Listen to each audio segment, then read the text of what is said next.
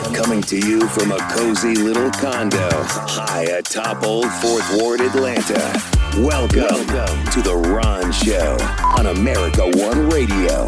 Here's your host, Ron Roberts. Thank you for listening, whether it's on the America One Radio app, AmericaOneRadio.com, on demand at ProgressiveVoices.com, or via podcast. Joining me in just a few minutes, Dr. Janet Frick, philosophy professor and head of the UGA Infant Lab at the University of Georgia. She's been an outspoken faculty member on social media, denouncing the university's response to pro-Palestinian protests and encampments on the UGA campus.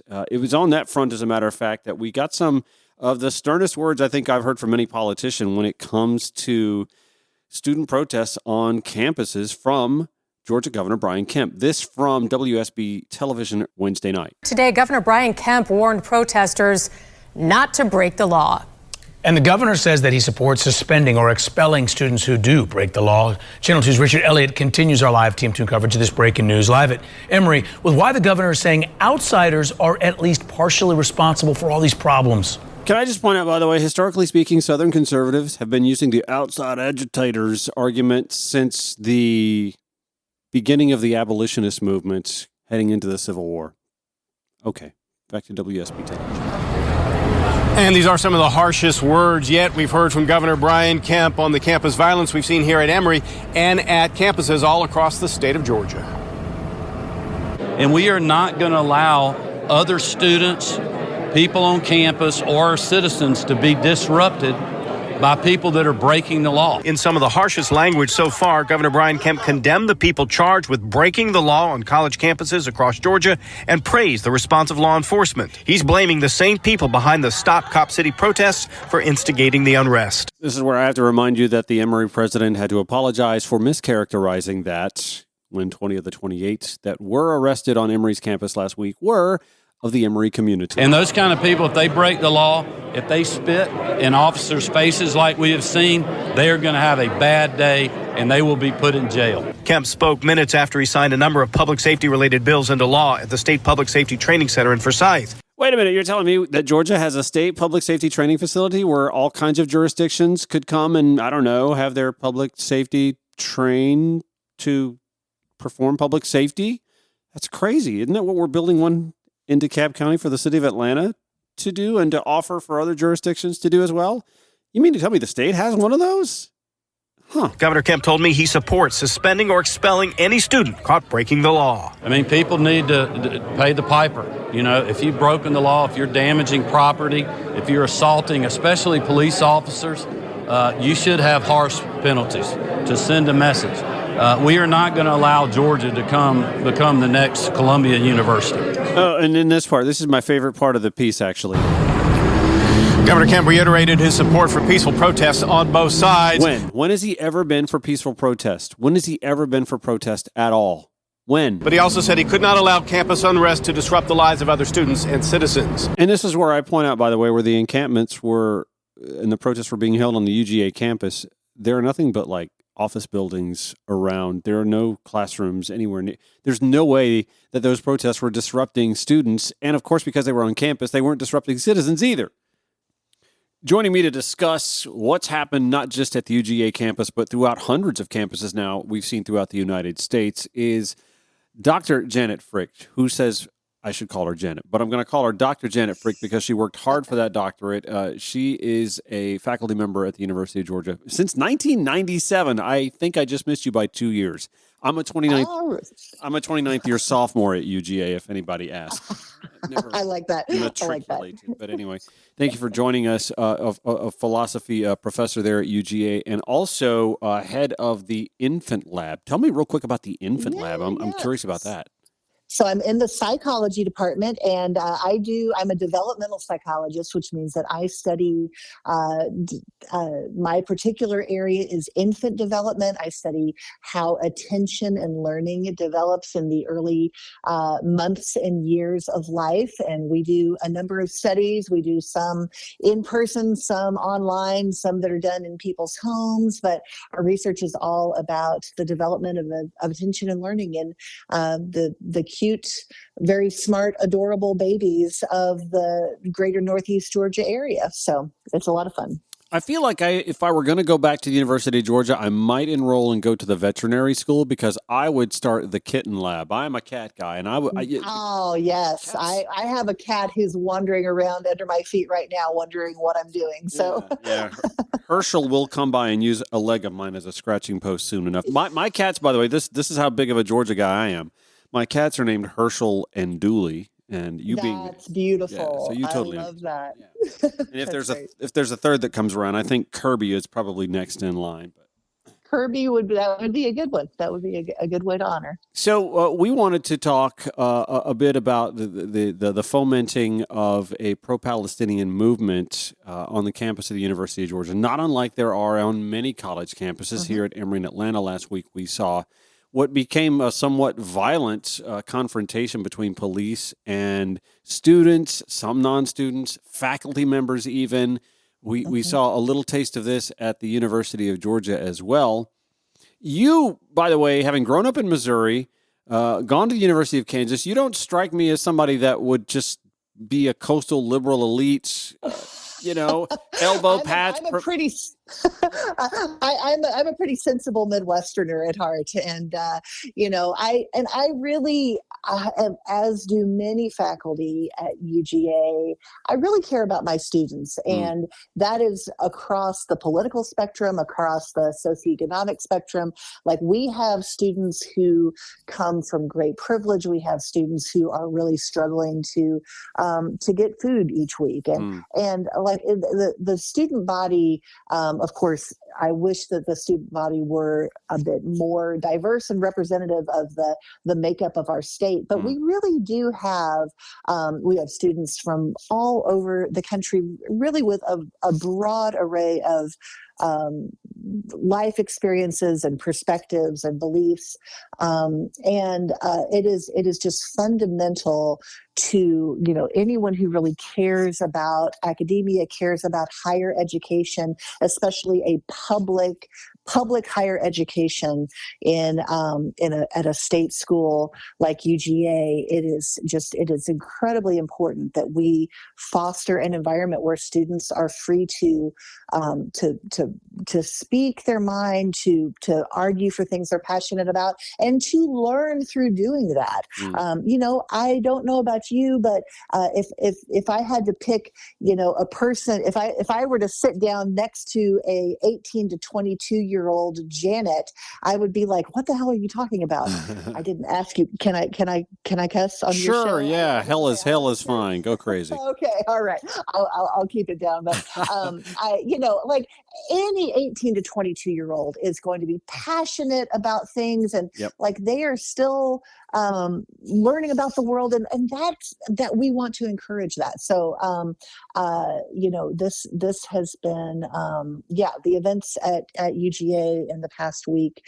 Well, they've definitely been a learning experience of how the world works. I mean, can you not? I mean, that's how the world works, unfortunately. I mean, it's up to their generation, our generation, those of us who still have the opportunity to impact that change, to change it so that we're not having these violent confrontations, so that we're actually fostering dialogue. I likened, we have a state representative who represents a portion of Athens-Clarke County because that area is so gerrymandered. 3 of your 4 district representatives are Republicans. All the heck. Right, yeah. Houston Gaines essentially just wanted to blanket cite these protesters as anti-Semitic, and I likened it to being a dog that sniffs something he doesn't like and just raising his leg and peeing on it instead of, I don't know, learning something about it. What's wrong with dialogue? I don't understand that. That seems Houston to be. should know better, because Houston was student body president at UGA, and in fact, the year that Houston was student body president in 2017, I was the chair of University Council that year, which is our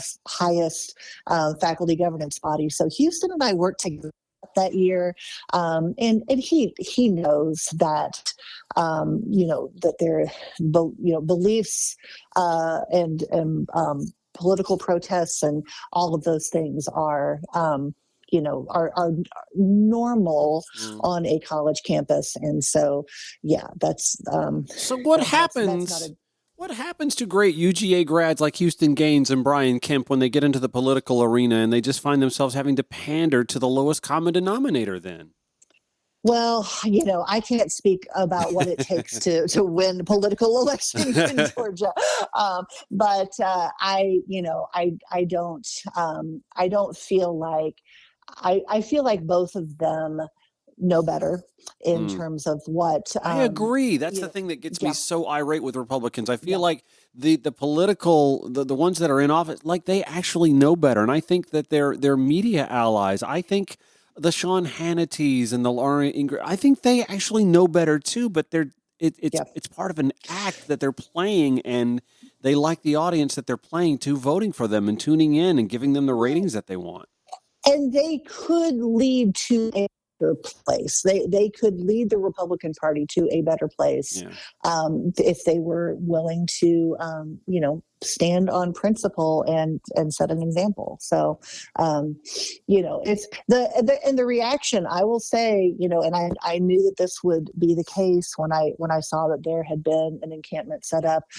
I've seen some really very harsh reactions to it, and really disproportionate. This is the thing, and this is one of the things that really has troubled me as both a faculty member, and I am also a parent of two current UGA students. I have a son who's graduating next week, and I have a daughter who's finishing up her freshman year. Go Dogs. So go Dogs, exactly. They both grew up in Athens and both said they were going to go elsewhere, and then they both ended up going to UGA. Go figure. I did not pressure them anyway. And by the way, faculty do not get any sort of tuition discount. No break. It is absolutely none.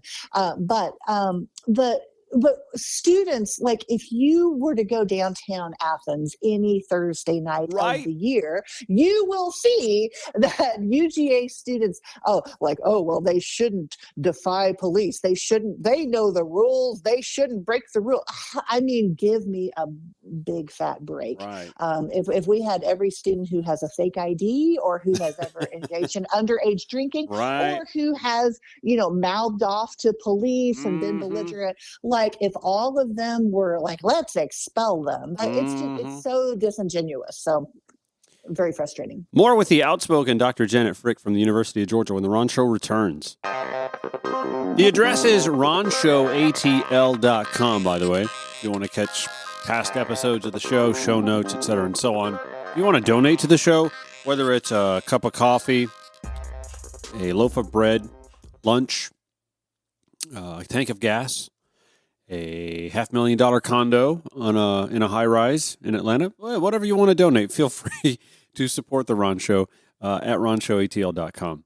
We're with Dr. Janet Frick. She is a philosophy professor and head of the University of Georgia's Infant Lab, and we're talking a good bit about the student-led protests on the campus and the university, and for some reason the governor's response to that. As a faculty member, you've been pretty outspoken on social media about the administration's response to these encampments and protesters. Yes. We have, 9 students that I believe have been suspended, at least one of which I can remember from an AJC article where she's not even sure she's going to be allowed to graduate. Right. Has there been any blowback for you professionally, or has anybody said anything to you about, like, be careful, Janet, you don't want to say too much. You don't want to rock the boat. Well, I have, that ship has long since sailed because I am known as a person who will speak out. And I don't go looking for things like this, but I don't tiptoe around. I think it is important for faculty to, especially tenured faculty, I do have tenure, to have a voice and not indiscriminately, but like in terms, like in this particular case, I really genuinely feel that there was a different path that could have been taken in a couple of different ways, but especially the choice to suspend them immediately to ban them from campus as we're entering final exam week. A couple of the students lived in campus housing. They were kicked out of campus housing. They were on the meal plan. They were banned from dining halls. That is a draconian response that is completely unnecessary. And that was a choice that, makes no sense. It is incredibly disproportionate to how students who commit other types of infractions are treated, and it's disgusting. And is there not an appeals process that's supposed to take place? And we've seen from social media reports. I think Patrick Quinn at WANF showed evidence of a student getting an email mere minutes before the deadline to respond. 1 minute before. Yes. I mean, there is, we have a student code of conduct. These students 100% violated the code of conduct. I don't dispute that whatsoever. We do have policies surrounding our free speech areas. And I have some colleagues who say, like, well, there shouldn't be policies about that. I actually don't agree. I don't have a problem with there being policies because if you have one group that reserves a space to have a demonstration, and then say you have an opposing group that comes in and starts, banging gongs and using noisemakers to disrupt the event, that shouldn't happen. There needs to be, it's okay for there to be some parameters around that. Sure. And they, the students, they were engaging in civil disobedience. They knew they were breaking the rules. They were told this is, all of that, that's great. That's fine. That is their, free right to do so. But the policy, the student conduct policy, what would typically happen in a situation like that, even with the fact that they were arrested, which I'll set that aside for a second, in terms of the UGA conduct policy, they, got a letter, you have been found in violation of these. What normally happens is they say, there will be a hearing, we will have a meeting, here's the rules around that, and then, a sanction will be determined. And I'll give you an example of something that happened in 2016. There was a group of students who engaged in another act of civil disobedience. They occupied a building to protest the ban on undocumented students that the Board of Regents put in place, so that undocumented high school graduates who have lived their whole lives in the U.S. essentially couldn't go to UGA and a few other schools. So those students occupied a building. They were arrested, and they all went through the conduct process. None of them were suspended. None of them were banned from campus or going to classes. And over the next few weeks, they went through their process and ended up, one of the young women who was part of that told me that her punishment was writing an essay. And that it's educational. That's how it should be. But to say, like, we're going to ban you from campus and prevent you from taking your final exams, we're going to threaten you with not being able to go to your graduation ceremony, like, it's just a complete escalation that is, just antithetical to what should be let's make this an educational opportunity. Let's have dialogue. Let's model how to dispute things and how to respond to civil disobedience. And, that can be done in a way that's humane and not just incredibly aggressive like this. And instead, what we saw from the administration and law enforcement all the way up to the governor's office was shut it down, send the cops in, let them get rough if they have to be. As a faculty member, how disturbing was it for you to see images out of Emory University where faculty members were just aghast at seeing how officers were manhandling their students and trying to get the officers' attention to explain what they were doing, to at least stop what they were doing, and then to see that some of those faculty members were being arrested? Right. As a faculty member, these students, for many of us, we form really close bonds with them. We care about them. Sure. We're, all of my entire career, and part of why I really have loved being a faculty member is I love this time of life, getting to be part of this incredibly important time in people's histories. I was just messaging last night, in fact, with a former student took a class from me and worked in my lab, my research lab, back in like 1999, 2000. He is now, I won't say too much because I don't want to identify him, but he's in a very prestigious professional position in Atlanta. I have former students who are doctors, lawyers, like all across the country. And Sure. he was messaging me last night because he had seen some of my social media posts, and he is appalled at how this is being handled, and said that it's actually going to affect his giving to the university, because he's so upset with the way that this is being handled. But so all of that to say, as a faculty member, we care about these students. We see them, we celebrate their successes, and I would be watching the videos of the violent arrests. It's extremely disturbing. We are with Dr. Janet Frick, University of Georgia, professor of philosophy and head of the UGA Infant Lab. We'll pick up on that conversation when we return on The Ron Show.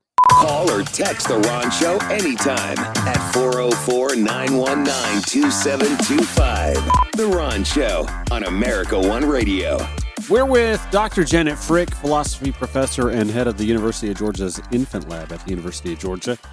Of course, in recent days, this week and last week, we've seen protests, pro-Palestinian protests, anti-Israeli protests on campuses throughout the United States, University of Georgia in Athens and Emory University here in Atlanta among them. I asked Dr. Frick her visceral response when she saw faculty members on the Emory campus trying to protect and defend their students from police response, I guess we'll call it. And here's what she had to say about that. I understand the impulse to want to protect and to be like, I'm going to do my best to protect this young person and to try to bring some calm, to try to de-escalate the situation, which is what we would hope to see of, that a violent arrest, that's not the first impulse. That should not be the opening salvo. Let's talk, and we,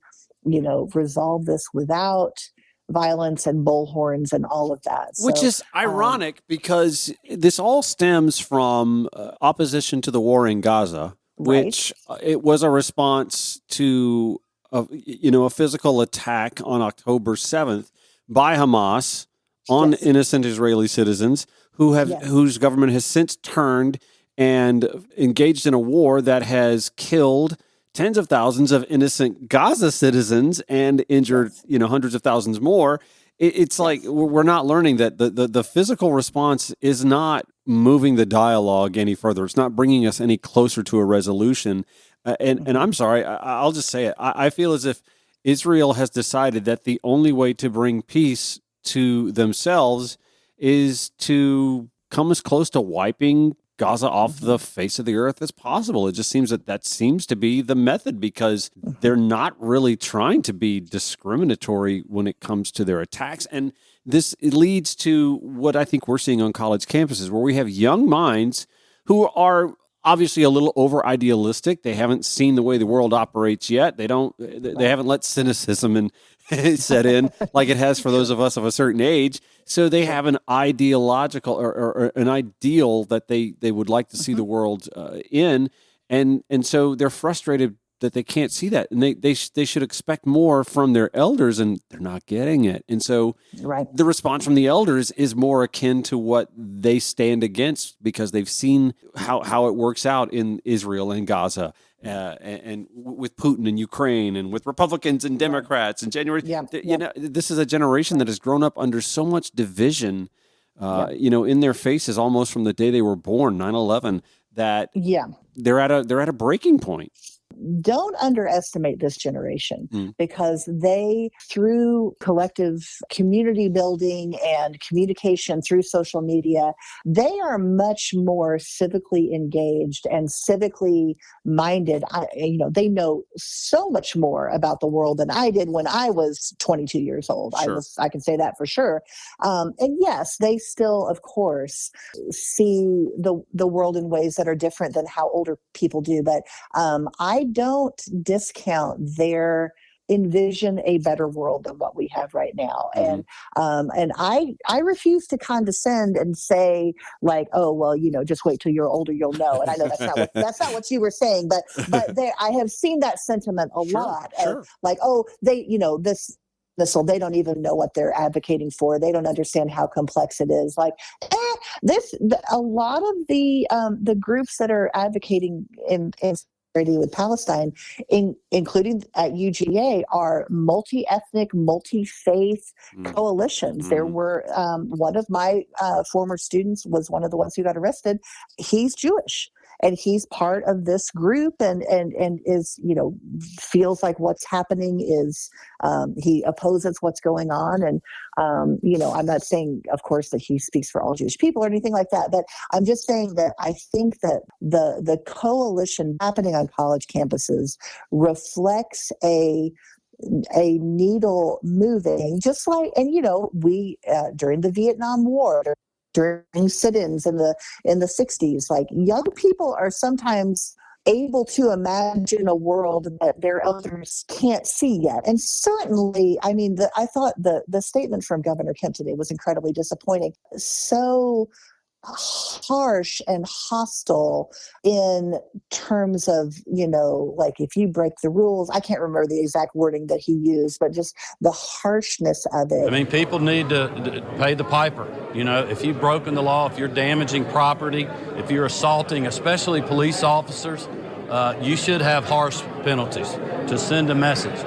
We are not going to allow Georgia to become the next Columbia University. It's just so disconnected from reality and comes from a position of privilege on his part. Yeah, it does. And a lack of compassion for empathy. Young people, empathy for, I'm not saying that I necessarily agree with every action and every tactic and every sign and all of those things. But I think that UGA says we are where we promote free speech, exchange of ideas, etc. But we all understand the reality that because this particular speech is unpopular, it is being the reactions to it reflect it is not a content neutral reaction that is happening. We are talking with Dr. Janet Frick, a philosophy professor at the University of Georgia and head of the UGA Infant Lab. I would actually push back and argue that I don't think that this mindset is necessarily unpopular. Polling is showing that Americans' views on Israel and the Palestinian plight have actually shifted quite a bit, and in the last 6 months. And I think that is why, honestly, this is just my theory. I think this is why we're seeing such an acrimonious pushback from the right and some on the left, and we're seeing broad generalistic terms about anti-Semitism at this is an anti-Semitic or pro-Hamas rally. Right. Obviously that's not the case. I don't think you can count on one hand at any of these rallies anyone who is pro-Hamas. That's not the point at all. It's a lumping in of pro-Palestinian is not pro-Hamas any more than anti-Israeli war is being anti-Israel or anti-Semitic. Right. Yeah. And that distinction has, and of course it's sort of like how, in the pro-life, pro-choice debate, say that, people are pro-killing babies and, like the inflammatory rhetoric. Yeah. Hyperbolic rhetoric is not a new thing, but when it's being ascribed to young people who are, attempting their, to engage in civil protest and to join part of a larger campus movement. It's just, and also, like, I am concerned for the safety of these young students, of them being doxxed or being, having Yes. their photos, like, oh, these kids are pro-terrorism, and don't hire them. Like, the digital age that we live in, there's the potential for real harm. And then when you have the governor of the state weighing in on what should be a campus disciplinary matter, it's incredibly inappropriate. And I'm sorry that there should be defense of students, whether we agree with every aspect of their tactics or their behavior, etc. Young people are allowed to make decisions and to have the consequences of their choices, to deal with repercussions. But you don't need the governor of the state then giving his opinion that they should be punished harshly. That's incredibly inappropriate. Well, and to me, it's kerosene on a small fire for one, and for another. What does this teach the students? This doesn't teach them that there is a calm and rational method of dialogue. Exactly. It's meant to quash dissent, and it's meant to be careful speaking up, because we'll come after you. Well, and also let's remember, this is the same conservative movement in this country, MAGA culture, Republican Party, whatever you want to call it. This is the same conservative part of the country that was hostile to the idea of stifling dissent if, say, an Ann Coulter wanted to go speak on a college campus and she was drowned out by protesters. This is anti-First Amendment. Well, you can't have it that way and then want to stifle dissent when you don't agree with it on the campuses now. And, I will say, I have felt in the past that, we do have conservative speakers come to campus. We don't have a history of disruptions. Like we have conservative groups that have some pretty big name people. I think Donald Trump Jr. came to campus, and it was like so big they moved it downtown to the Classic Center. And it wasn't disrupted. We've had liberal come to campus. Like UGA has not had like, and I think. And then sometimes there are, counter events or, protest events that don't disrupt the speaker. But that is how we build capacity for being in dialogue with people with whom you disagree. And, so I think the college campuses should be a place where the leaders of campus, the faculty, want to build that type of capacity in that environment, not to promote folks who I started to go off on a tangent. I kind of feel a sense of where you're going, and I'll give you two examples of where this goes right and where this goes wrong. And obviously, I'm biased because this is a political talk show, and I'm left leaning. Sure. But when President Obama gets heckled at a speech, he leans in on it. He leans into it. He lets them have their say, and then he responds, and then he lets his audience back him up. Whereas Donald Trump, if somebody showed up at a rally in his 2016 cycle, get him out of here, kick his ass, yada yada yada. Give him hell. I'll make sure your legal fees are paid for. Two totally different, disparate ways of handling dissent, and I think that's just what we've seen kind of come to the front now, where we can't see dissent as an opportunity to listen to dialogue. It's let's go kick their ass.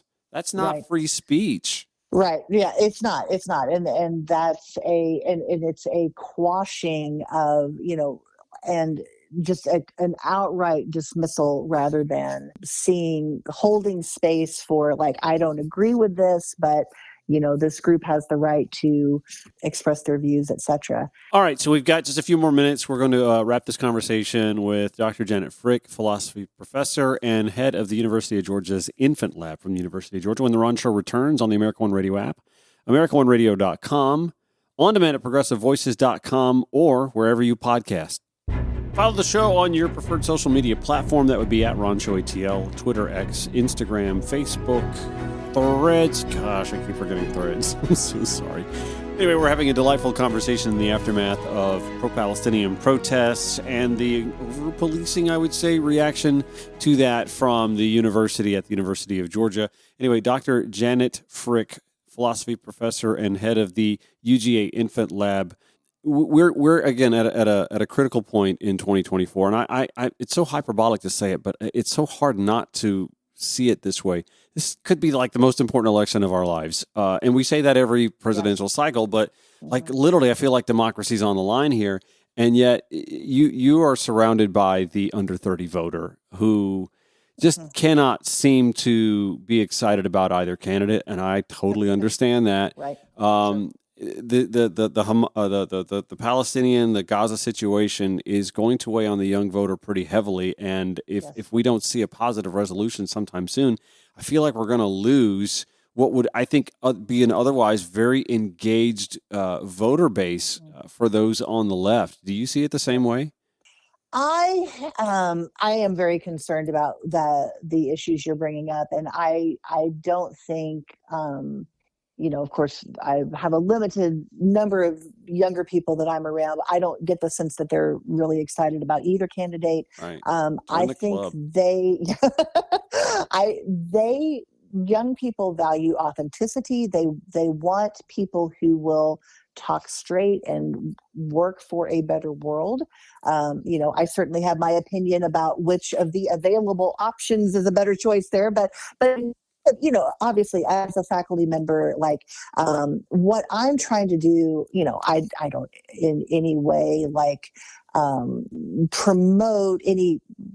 In fact, I work really hard. For example, I teach a class on prenatal development, and I'm very judicious about let's read articles that represent perspectives that are opposed to abortion. Let's and it's a class about all aspects of prenatal development, but we do spend some time on that, and we talk about medical. Anyway, all of that to say, faculty, with some exceptions, of course, but we work hard to make sure we don't want to alienate students who have different and who are figuring out their beliefs. But I think the young people, the young voters of today, like they expect more, and I think they should be. This is, I think, where I would go with this in terms of thinking about how can colleges. If our goal is to turn out civically engaged, I want to have civically engaged conservative students. I want to have civically engaged progressive students. Wherever students are coming from, I want them to think about how can I advocate for a better world with the belief, the framework that I support or that I align more with, to how can that be put to improve our society and not just to tear it down and destroy it. And so, in my field, in psychology, I'm trying to teach students about, the factors that influence behavior. I want them to understand how do people who have mental illness, how can we best help them and help them to have productive and meaningful lives and improve our society for them. Just as one example, but on college campuses, we have an opportunity to model engagement, connection, students in classrooms, students who see things differently. Let's talk it through. Let's have opportunities for engaging with each other's arguments in ways that are, productive and beneficial to all. So and then of course, you can have Governor Brian Kemp send Georgia State Patrol in with batons to just start smacking at kids. Yeah, and again, that's a if we had ever seen that after a football rally where there's property being destroyed Right. downtown, I might feel differently. But no, it seems like that only happens in certain situations, doesn't it? Oh my gosh! If I could tell you about the time that Sid Bream slid into home plate in 1992, and we stormed downtown Athens because the Braves are going to the World Series, and people were climbing lampposts and destroying property. Oh, yeah. Yeah, I don't remember too many cops with batons showing up to. Nope. I have many students who told me firsthand accounts of things that happened downtown after our national championship wins. And police, state patrols coming in to arrest them was not part of the equation. Yeah, I don't remember the governor calling folks in. So No. one last question I want to ask you. This is totally a different subject, but UGA has been in the news a lot in the last 6 months, and the death of Laken Riley, and you mentioned, the immigration situation the last time we had protests on the campus at UGA and how it was handled differently. Mm-hmm. What is the mindset of the student population there in the aftermath of Laken's passing? Can you speak to that in any way? I mean, that had to be just shocking and jarring, and there has to be some sense of confliction. Yeah. I mean, the death of Laken was an incredible tragedy. It was senseless, awful, absolutely inexcusable. The sense that I have, and I did not talk about it in my classes. It was such a hot potato issue. Mm-hmm. My focus in my classes was just sharing mental health resources with students. It was obviously very traumatizing. Mm-hmm. I taught students who knew her, who had been friends with her, but I had students who are from immigrant families, students who really were extremely upset by the anti-immigrant rhetoric that rose up in response to that. And I tried to speak to all of that in comments I made to class. And I had a couple of students come up who are, themselves not American, and to thank me for just acknowledging that it had been really hard. And they also were just horrified by her death. So I think I can't say broadly what UGA students felt. My own two kids went to public school here in Athens, which is a very diverse, multiracial environment with we have a lot of immigrant students with undocumented parents in our public schools. And sure. They were, I can say that my kids were horrified by the vitriol expressed towards undocumented immigrants in general, so I don't know that I can say anything sort of broad. Obviously there was a lot of very negative reaction, but primarily folks just tried to keep their focus on Laken and her friends and showing support for that incredibly tragic loss. As someone who lived in Athens for a few years myself, I felt as if I was seeing a microcosm of, I think, what we've experienced since 2016, where we didn't realize there was this underbelly of vitriol that surfaced on the whole in the United States with the ascendancy of Donald Trump. But we also saw that, I lived in Athens for a while. You've lived in Athens for a long while. It's a peaceful college town and a very friendly, hospitable place. But there's an element we may not have been aware of that seems to exist and surround its city limits as well. Yeah. And I can understand the, incredible anger that people felt at her death. And it's so easy to say, like, this guy shouldn't have been here, and if he hadn't been here, she wouldn't have died. And that, that is technically true, in that sort of very narrow sense. But making this, impugning an entire class of people because this one person, allegedly, he has not been convicted yet, but if that is if they did get the right person, he made committed this horrible crime. But to, no more should we impugn his entire, people who share this one characteristic with him than we should impugn all white men when there's a school shooting. It doesn't make sense to say this group of people is, awful and violent, and that rhetoric was disturbing to see, for sure. I want to thank you for joining me, Dr. Janet Frick, the philosophy professor and head of the UGA Infant Lab. Thank you so much for joining the Ron Show today. I appreciate that. It's been a pleasure. Great conversation. Thank you, Ron.